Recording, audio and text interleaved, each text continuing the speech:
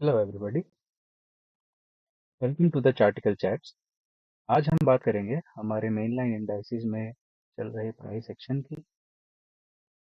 देखेंगे आज दिन में किस तरह का ट्रेड रहा, किस तरह का प्राइस एक्शन बना, और साथ ही साथ हम फिगर आउट करने की कोशिश करेंगे कल के लिए इम्पोर्टेंट लेवल्स।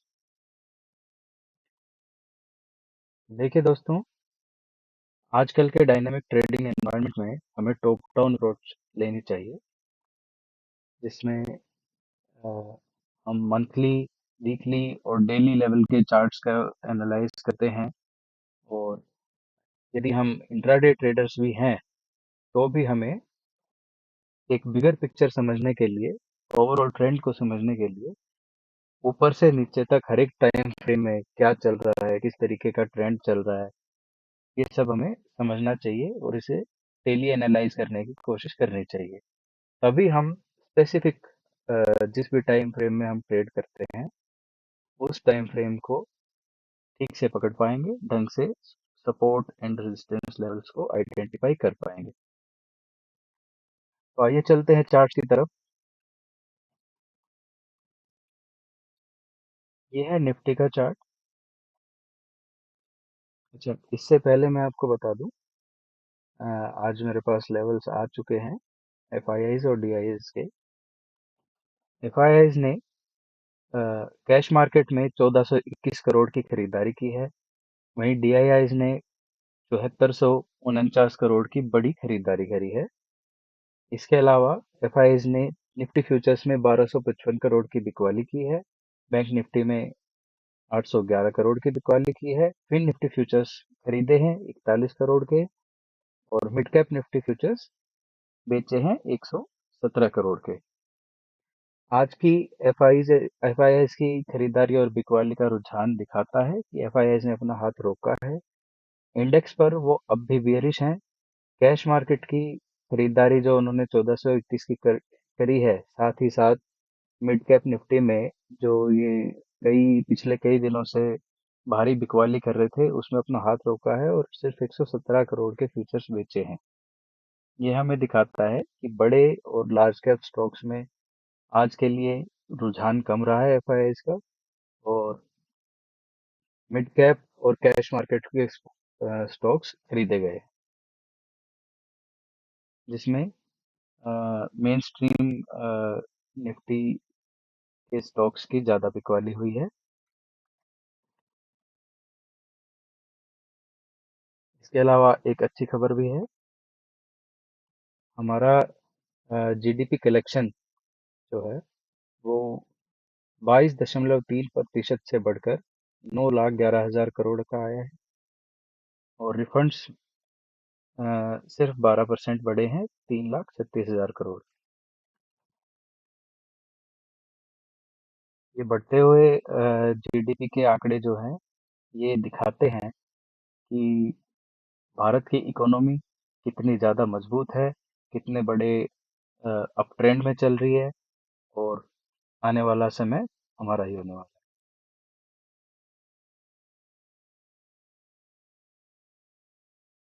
है। चलिए, इसी पॉजिटिव के साथ शुरुआत करते हैं। आज आपने देखा कि निफ्टी ने अपना एक पुराना सपोर्ट, जो कि उसने कई बार टेस्ट किया है, देखेंगे आप, 1, 2, 3, 4, 5, 6 और 7 बार टेस्ट किया हुआ अपना सपोर्ट, जो कि लगभग 21,900 से 21,950 के बीच था, उसे आज तोड़ दिया है और उसको तोड़ के उसके नीचे की क्लोजिंग दे दी है। अगर आपको चार्ट पे दिखाई ना दे रहा हो तो मैं आपको दिखा देता हूँ। ये है वो लगभग वो वाला सपोर्ट जोन जिसकी मैं बात कर रहा हूँ।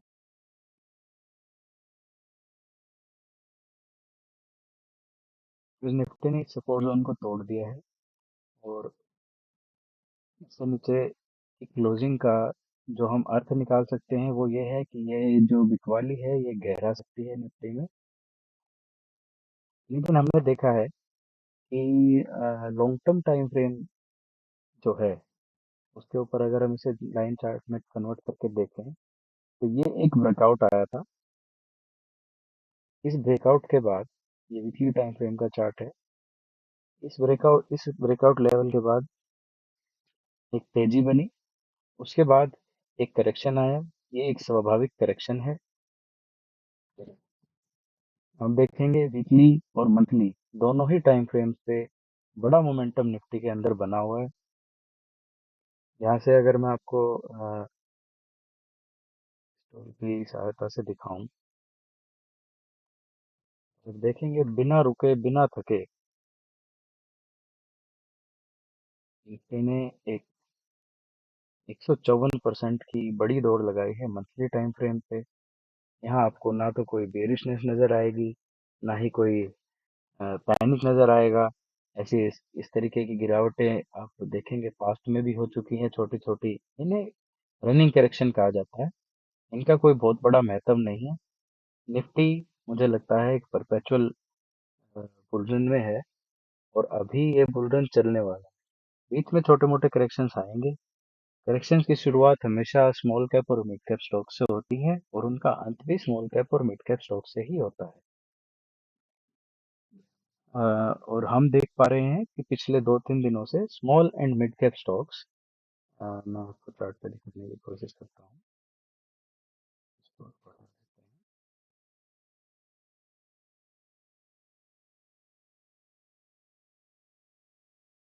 मिड कैप 100 इंडेक्स में एक ठहराव है। ये निफ्टी को पिछले 2-3-4 दिनों से आउट परफॉर्म कर रहा है। उसके पहले इसमें अच्छा खासा करेक्शन आया था, लेकिन अब ये कंसोलिडेट करने की कोशिश कर रहा है, इस रेंज के अंदर घूम रहा है। वाले पोजीशन स्मॉल कैप इंडेक्स में भी है। गिरावट की शुरुआत भी यहाँ से इन्होंने ही की थी, और अब मुझे लगता है बिकवाली खत्म होने की शुरुआत भी यहीं से होगी। मार्च के महीने में लोग अपनी बुक्स की क्लोजिंग करते हैं, प्रॉफिट्स बुक करते हैं। बड़े बड़े डोमेस्टिक इंस्टीट्यूशनल इन्वेस्टर्स या और भी लोग जो इंडिया में टैक्स फाइलिंग करते हैं, वो अपने प्रॉफिट लॉस की एडजस्टमेंट करने के लिए पोजीशंस बुक करते हैं। और उसी कारण से इस समय में मार्जिन फंडिंग भी कम हो जाती है। तो एक बिकवाली एक बार के लिए आती है, लेकिन मुझे लगता है कि आगे का महीना पॉजिटिव रहना चाहिए। लेकिन आज के चार्ट के संकेत आप देखेंगे तो निफ्टी में आज के चार्ट्स के संकेत बहुत ही बियरिश हैं। आपको दिखाई दे रहा है ये क्लोजिंग जो इस ट्रेंड लाइन के नीचे हुई है, इसके लिए जो अब अपना अगला सपोर्ट बनता है, वो बनता है 21,600 के आसपास। यहाँ कहीं ये क्लोजिंग लेवल्स हैं। 21,600 से 21,500 के बीच अगर निफ्टी गिरता है तो सपोर्ट ले सकता है। अगर कल की गिरावट में किसी भी गैप डाउन में ये हमें मिले, तो यहाँ पे मैं अपनी बाई की पोजीशन जरूर बनाऊंगा। अगर मुझे कल निफ्टी किसी भी कारण से 21,500 से 21,625 के बीच मिलता है, तो इसमें एक बाई की पोजीशन बनाई जा सकती है। इसके लिए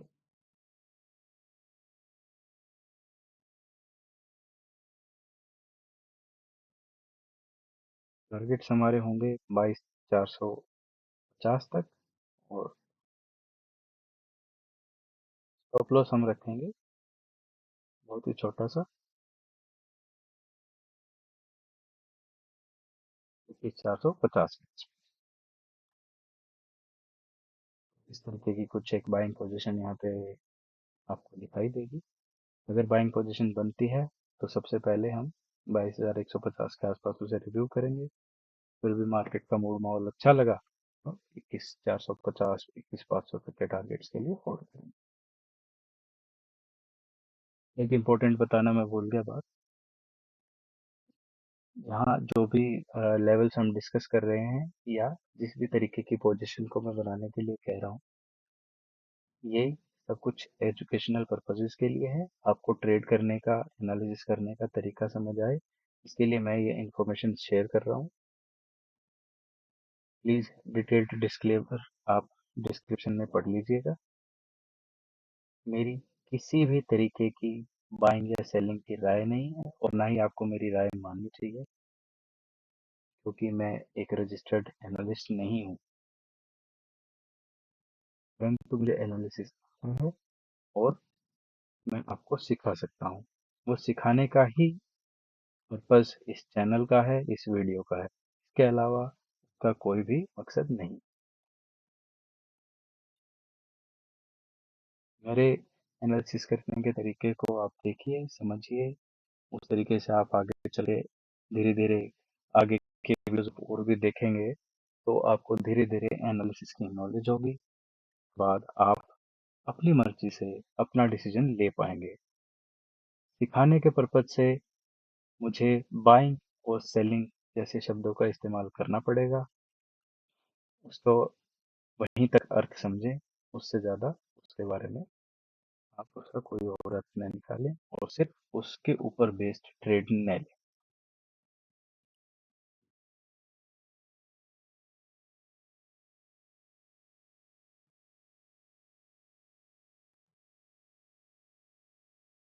दोस्तों, ये लाइव एनालिसिस है, मैंने इससे पहले नहीं किया है, तो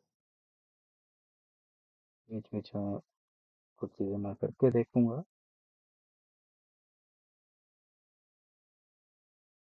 इसलिए ट्रेंड लाइन ड्रॉ करने की कोशिश। ट्रेंड लाइंस हम हमेशा, या कोई भी लाइंस, कोई भी लेवल्स, हमेशा ही हमें क्लोज टू क्लोज मार्क करके ड्रॉ करने चाहिए।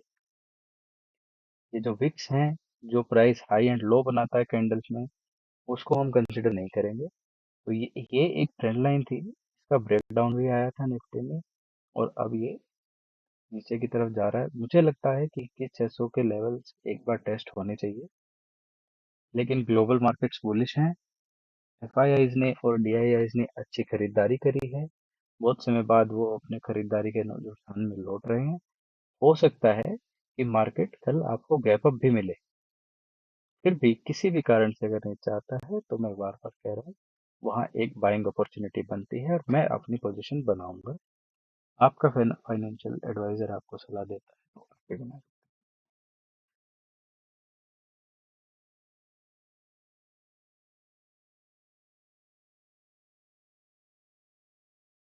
वीकली टाइम फ्रेम में देखेंगे तो एक ब्रेकआउट के लेवल्स थे, यहाँ से एक बड़ा ब्रेकआउट आया था निफ्टी के अंदर इस लेवल पर से। इसको भी आज नीचे की तरफ भेज दिया है। कई बार क्या होता है कि ये फेक ब्रेकडाउन्स होते हैं, जिससे वीक हैंड्स के स्टॉप लॉसेस ट्रिगर हो जाते हैं और वो डर के निकल जाते हैं। उसके बाद मार्केट पलट के बहुत तेजी से ऊपर जा सकती है। इस बात का भी विशेष ध्यान रखिए। इंट्राडे टाइम फ्रेम्स की बात करें तो 30 मिनट या 1 आवरली टाइम फ्रेम्स पे आपको हमेशा ट्रेड करना चाहिए। छोटे टाइम फ्रेम्स में नॉइस बहुत होती है, जो कि ज़्यादातर आपके स्टॉप लॉसेस ही ट्रिगर करवाएगी। उसमें मैंने कभी किसी को एक सक्सेसफुल ट्रेडर बनते हुए नहीं देखा है। कम से कम 30 मिनट टाइम फ्रेम को आप जरूर देखें। फॉर एग्जांपल, अगर मैं ये सपोर्ट अगर 30 मिनट टाइम फ्रेम पे हम मार्क करें तो 30 मिनट टाइम फ्रेम की लोएस्ट क्लोजिंग आपको यहाँ दिखाई देगी। तो मुझे अगर कल कोई ट्रेड लेना होगा बाइंग साइड पे और अगर मुझे नीचे नहीं मिलता तो मैं वो ट्रेड लूंगा इस सपोर्ट लाइन को। सपोर्ट जब टूट जाते हैं तो रेजिस्टेंस बन जाते हैं, रेजिस्टेंसेस जब टूट जाते हैं तो सपोर्ट बन जाते हैं। और अगर मुझे कोई इंट्राडे ट्रेड लेना हुआ तो मैं 30 मिनट टाइम फ्रेम पे उन्हीं के आधार पे लूंगा। अब मेरे लिए ये नियरेस्ट रेजिस्टेंस है, जो कि बनता है 21,872 का लेवल। अगर इसको ब्रेक करके 30 मिनट की क्लोजिंग कल ऊपर की ओर आती है तो ये एक ट्रेड करने का तरीका बन सकता है कि यहाँ पे आप एंट्री ले,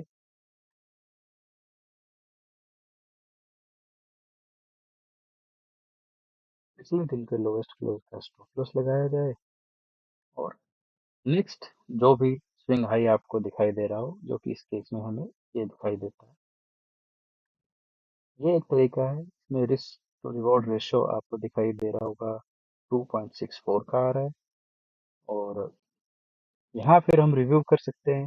हो सकता है इसे अगले रेजिस्टेंस तक भी हम पुल कर सकते हैं, उससे अगले रेजिस्टेंस तक भी पुल कर सकते हैं। वो फिर उस समय के मार्केट के मूड और माहौल के हिसाब से हम देखेंगे। ये एक तरीका है जिससे मैं पर्सनली ट्रेड करता हूँ। बहुत ही सिंपल है। बहुत ज़्यादा इंडिकेटर्स यूज नहीं करने चाहिए। सिंपली कोई भी इंडिकेटर होगा, वो भी उसमें भी मैथमेटिकल फॉर्मूलाज आपके सपोर्ट्स एंड रेजिस्टेंसेस को ही आइडेंटिफाई करके आपको एक सिग्नल शो करते हैं।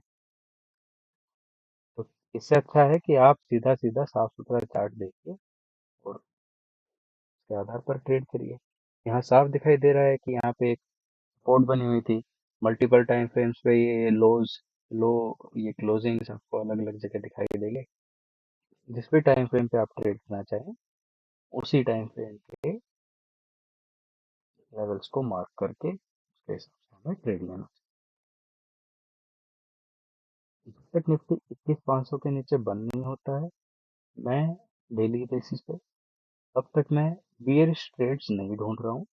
अगर बियरिश ट्रेड में किसी को करना भी हो या मुझे ही करना होता, तो मैं बियरिश ट्रेड के लिए यही अपनी पोजीशन बना सकता था, जिसमें मेरा स्टॉप लॉस ये लाइन होती, इसके ऊपर क्लोजिंग आने पे मैं निकल जाता। और नेक्स्ट जो लेवल्स हैं सेल साइड के लिए, वो 21,563 का है। तो शॉर्ट साइड पे मतलब आप देख रहे हैं कि इसी जगह पे हम बाइंग ट्रेड भी ले सकते हैं और शॉर्ट ट्रेड भी ले सकते हैं। तो फिर सही कौन सा है? सही ट्रेड वही होता है जिसमें आप अपने स्टॉप लॉस और अपने टारगेट्स को फॉलो करें, अपने रिस्क रिवॉर्ड रेशियो को फॉलो करें। बड़े लॉसेस लेना और छोटे छोटे प्रॉफिट्स को बर्दाश्त ना करके उनमें से जल्दी से निकल जाना, लॉस के टाइम पर होल्ड करके बैठे रहना, होप में रहना, होप ट्रेडिंग करना, वो गलत होता है। आप एक लॉजिकल रीजनिंग के हिसाब से कोई भी ट्रेड ले सकते हैं, लेकिन अपने लेवल्स मार्क करिए और उनमें से एंट्री और एग्जिट रूथलेसली लीजिए। अगर आप रूथलेस एंट्री और एग्जिट नहीं लेंगे तो आप कभी भी ट्रेडिंग में सक्सेसफुल नहीं हो। भी बहुत साइड मार्केट में हमेशा दोनों तरफ के व्यूज होते हैं, तभी मार्केट चलता है। ऐसा नहीं है कि कभी एक समय पे सब लोग सेल करना चाह रहे हैं। ऐसा कभी भी नहीं होता है कि सब लोग बाय करना चाह रहे हैं, तब तो सर्किट ही लग जाता है। तो मार्केट तभी चलता है जब दोनों तरफ के व्यूज होते हैं या दोनों तरफ के व्यूज कामयाब हो सकते हैं। लेकिन क्या है कि अगर सेल साइड का व्यू कामयाब होता है तो हमें इसके नीचे का लॉस नहीं लेना चाहिए, और अगर बाय साइड का व्यू कामयाब होता है तो इस ट्रेंड लाइन, इस सपोर्ट लाइन के, सॉरी, इस रेजिस्टेंस लाइन के ऊपर ही हमें ट्रेड लेना चाहिए। उसके बाद ये जोन हमारा स्टॉप लॉस बन जाएगा और स्टॉप लॉस पे हम निकल।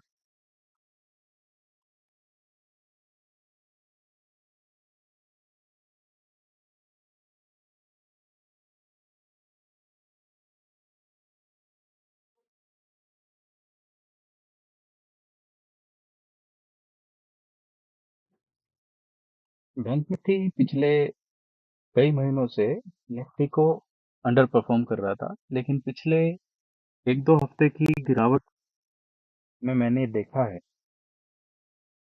कि बैंक निफ्टी निफ्टी की तुलना में कम गिरा है और एक स्ट्रेंथ के संकेत दे रहा है। डेली टाइम फ्रेम पे यहाँ एक ट्रेंड लाइन दिखाई दे रही है, ड्रॉ करके दिखा देता हूँ।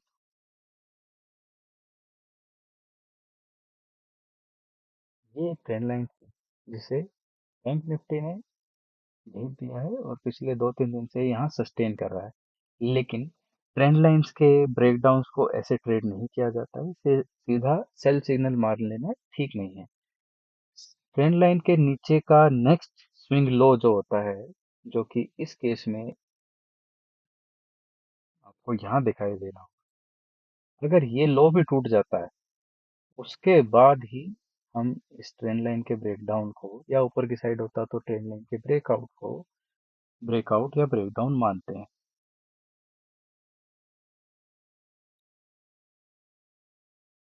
अभी भी सपोर्ट ले रहा है। बैंक निफ्टी के लिए 45,900 का लेवल बहुत बढ़िया सपोर्ट है। यही वीकली ब्रेकआउट का लेवल भी है। अगर मैं वीकली टाइम फ्रेम आपको दिखाऊं तो वीकली लेवल पे एक बड़ा ब्रेकआउट जो निफ्टी के साथ ही आया था वो 46,384 के ऊपर आया था। और मोटा मोटा यही लेवल वो बनता है, 46,300 से 45,800 के बीच का जोन। ये एक सपोर्ट की तरह सर्व करेगा। यहाँ कहीं भी कोई बुलिश एंगल्फिंग कैंडल, कोई बुलिश थ्रस्टिंग लाइन कैंडल या किसी भी तरीके का जो भी सिग्नल आप समझते हैं वो दिखाई देता है तो यहाँ एक बुलिश व्यू बना के हम चल सकते हैं। अगर इस जोन में आपके पैटर्न्स जो भी होते हैं या जो भी सिग्नल जिस भी इंडिकेटर पे आप ट्रेड करते हैं उसमें अगर आपको बाय सिग्नल मिलता है और वो आपको एक इम्पोर्टेंट सपोर्ट एरिया के आसपास मिलता है तो उस समय उनकी एक्यूरेसी और उनके कामयाब होने की प्रोबेबिलिटी बढ़ जाती है।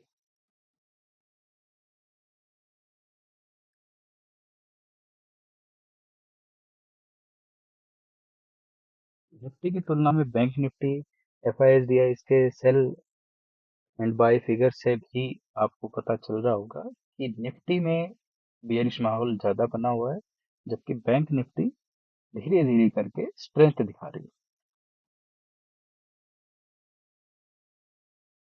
चलते हैं अपने अगले इंडेक्स पर जो कि है फिन निफ्टी। फिन निफ्टी मोर और लेस हमेशा ही बैंक निफ्टी को आपको फॉलो करता हुआ दिखाई देगा।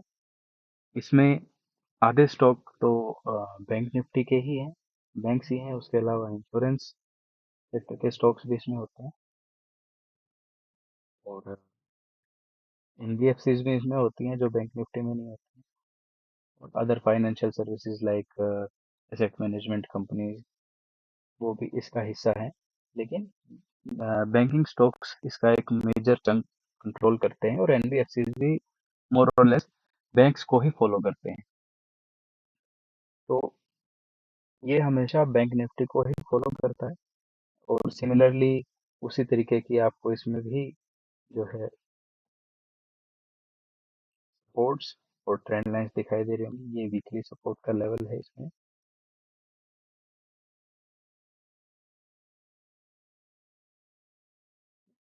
इस लेवल के आसपास वीकली टाइम फ्रेम का ब्रेकआउट आया था।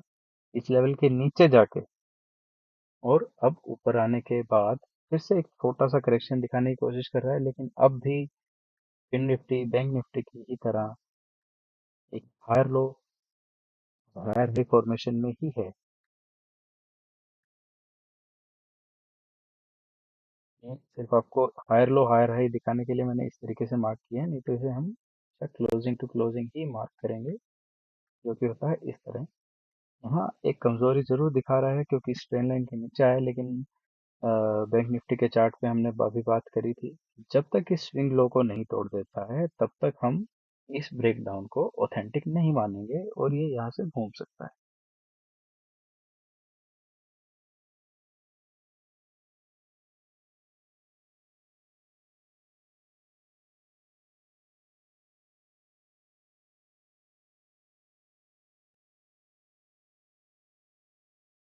जब से ये मिड कैप सेलेक्ट इंडेक्स जो है ये एफ एंड ओ में आया है और इसकी ट्रेडिंग की शुरुआत हुई है, ये थोड़ा डिस्कनेक्ट हो गया है अपने main stream mid cap index से। अब इनकी चाल सेम नहीं रहती है, इससे पहले सेम रहती थी लगभग। इसमें निफ्टी की तरह ब्रेकडाउन है। इसके स्टॉक्स में भी आज भारी बिकवाली हुई है और एक पुराने सपोर्ट को तोड़ दिया है जो कि 10,250 के आसपास था। यहाँ आपको दिखाई दे रहा होगा 10,300 के और 10,240 के बीच के आसपास का ये लेवल है। ये जोन एक सपोर्ट की तरह काम कर रहा था बहुत लंबे समय से जिसको आज इसने तोड़ दिया है। और ये करेक्शन भी लाजमी है इसके अंदर क्योंकि बहुत ही लंबे समय से ये भी एक बुल रन में चल रहा था। तो आइए इसके ऊपर मैं आपको फिबोनाची टूल का यूज करना सिखा देता हूँ।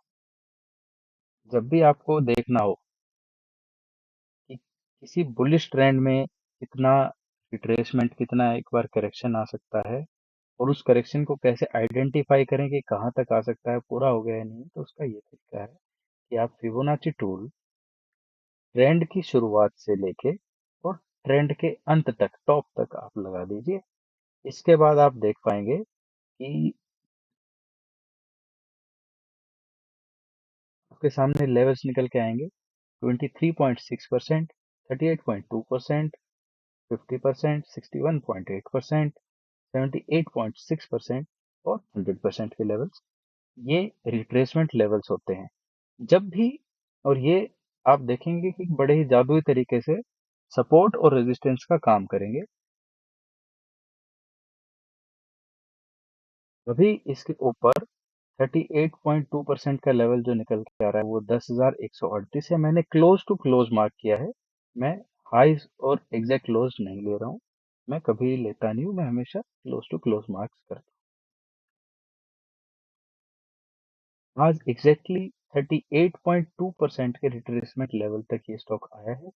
इसे गोल्डन रिट्रेसमेंट लेवल भी कहा जाता है। ज्यादातर बुलिश स्टॉक्स या बुलिश इंडाइसेस, बुलिश चार्ट्स, किसी भी चीज के आप ले लीजिए, चाहे गोल्ड, चाहे क्रूड ऑयल, जो भी आप देखेंगे, जब भी रिट्रेसमेंट्स आती हैं तो हिस्टोरिकल रिकॉर्ड के हिसाब से देखा गया है कि जनरली 38.2 के लेवल तक आके वो कंप्लीट हो जाता है।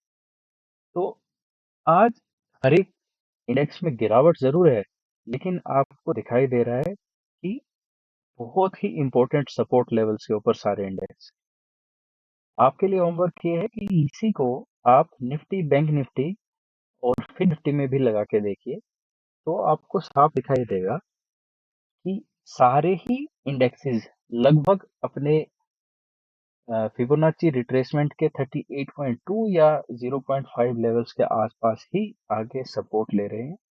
और यहाँ इस सपोर्ट से घूमने के सारे संकेत हैं। ग्लोबल मार्केट्स में भी अच्छी तेजी बनी हुई है। सारे ही देशों के इंडेक्सेस अपने लाइफ टाइम हाई पे हैं। US markets life time high पे हैं, और आज भी उनमें अच्छी तेजी बन रही है। आपको एक झलक में यूएस इंडेक्सेस की भी दिखा देता हूँ। देखेंगे इसमें US 30 डाउ जोन्स इंडेक्स को कहते हैं। इसमें 6.6% या 225 पॉइंट की तेजी अभी बन रही है। ये एक ब्रेकआउट के वर्ज पे है। यहाँ से कभी भी ब्रेकआउट आ सकता है। हो सकता है आज ये यहाँ से ब्रेकआउट दे दे, जो कि एक लाइफ टाइम हाई ब्रेकआउट होगा यूएस के लिए। यूएस का US 500 जो इंडेक्स है, ये S&P 500 इंडेक्स है।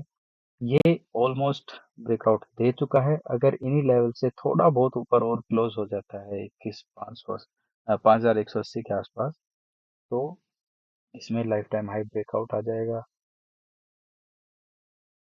ये यूएस का स्मॉल कैप इंडेक्स है। ये भी नीचे से सपोर्ट लेके आज एक ठीक ठाक 0.5% की तेजी दिखा रहा है। ये नेस्डेक, जिसका नाम तो आप सबने सुना ही होगा, ये यूएस का आईटी एंड टेक्नोलॉजी सर्विसेज का इंडेक्स है। सारी बड़ी दुनिया की टेक कंपनीज इसके अंदर ही आती हैं, और ये भी एक रिवर्सल के संकेत आज दिखा रहा है।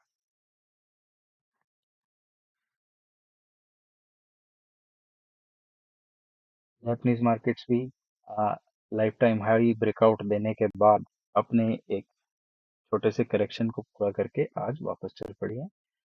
पिछले 3 दिन से इसमें भी अच्छी तेजी है।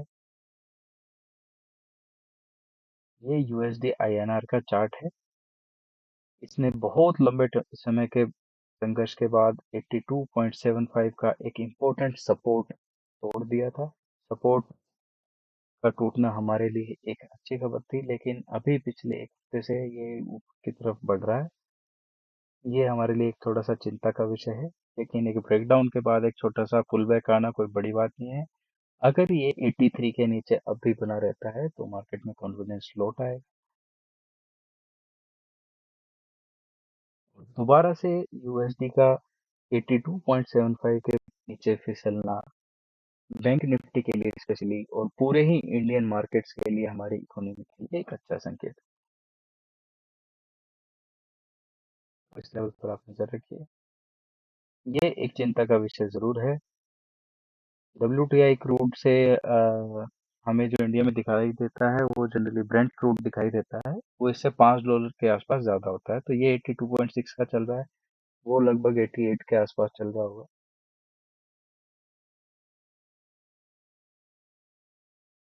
क्रूड अब एक हायर हाइज हायर लोज की श्रृंखला बना चुका है और अच्छे खासे अप ट्रेंड में चल रहा है।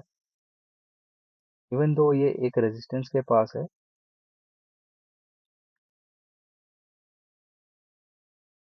जो कि यहाँ है। हो सकता है यहाँ से पलट जाए, लेकिन अगर नहीं पलटता है तो ये एक मार्केट्स के लिए चिंता का विषय होता है, स्पेशली इंडियन मार्केट्स के लिए। अगर क्रूड एडी लेवल्स के आसपास बना रहता है या और ऊपर जाता है तो हमारे मार्केट्स के लिए बेरिश। लेकिन ज्यादातर सिग्नल्स पॉजिटिव ही हैं। दुनिया भर के मार्केट ट्रेंड में है, हमारा मार्केट भी अप ट्रेंड में है। और आज का सारी बातों के बाद एक मेरा छोटा सा व्यू यही बनता है कि ये अब इसके बाद सपोर्ट ले लेंगे मार्केट्स हमारे, और यहाँ से अब साइड ही हमें दिखाई देगी। कोई छोटा मोटा 1-1.5% का करेक्शन और हो तो हो, इसके अलावा मुझे उम्मीद नहीं है कि कोई और करेक्शन आएगा। इसी के साथ दोस्तों, मैं आज का वीडियो का अंत करता हूँ। मिलते हैं अगली वीडियो।